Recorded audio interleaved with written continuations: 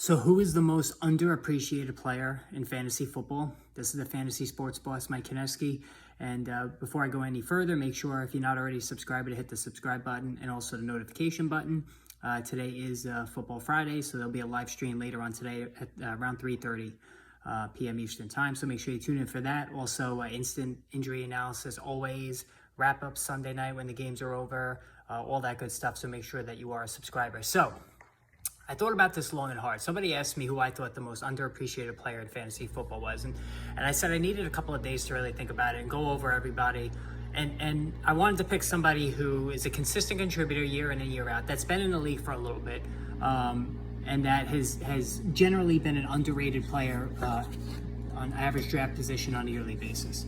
So after thinking about this for a while, the one player that just kept standing out to me as probably today's most underappreciated player is Houston Texans wideout Brandin Cooks. Brandin Cooks is unbelievably underrated, and he continues to be. His whole career has been underrated. This is a guy who was a former first-round draft pick, was just a tremendous big play guy at Oregon State. He was the 20th overall pick in 2014. He's now entering into his 9th season in the NFL, and very few people realize that Cooks, in his 8 previous seasons, has gone for over 1,000 yards in 6 of them. All right. Also, he's got 4 of those 8 seasons where he caught 80 plus passes. All right. So on a production basis, this is a guy who's been straddling the low end wide receiver 1, high end wide receiver 2 line forever. Now, Cooks has been a little bit of a hired gun. He started with New Orleans, then he went to New England, then he went to the Rams, then he went to the Texans, where he is right now.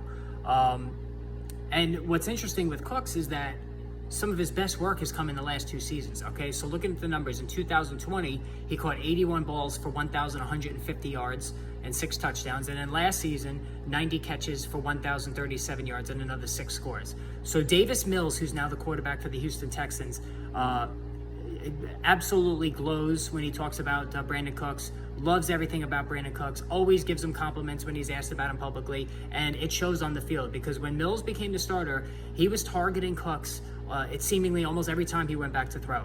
I started looking back, getting visions of Matt Ryan or Julio Jones. That's how often Davis Mills was throwing to Brandin Cooks, and I think that's just going to continue this season.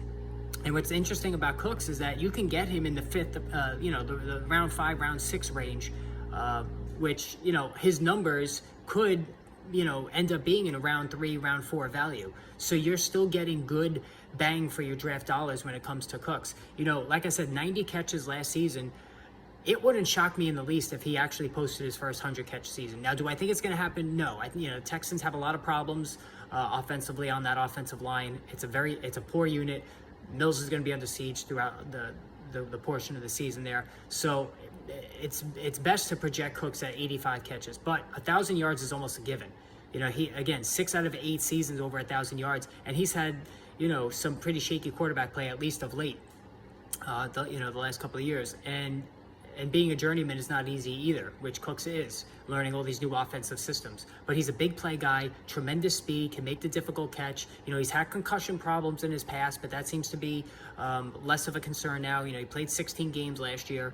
And again, I think we're looking at 85 catches conservatively, 1,100 yards, definitely in the realm of possibility. And, 6 touchdowns. That's where he's been at the last 2 seasons. He went for 9 back in 2015. Touchdowns is not a strength of Cooks. It's almost like he's DJ Moore. That's a perfect comp. As a matter of fact, DJ Moore, who's going around 4, when you compare the two, Cooks is the better value. He's the better buy between the two. And Moore has caught 4 touchdowns each of the last 2 seasons, and Cooks has gone for 6. And they're both going to go over 1,000 yards. And Cooks, 90 catches last year. He was right there with Moore.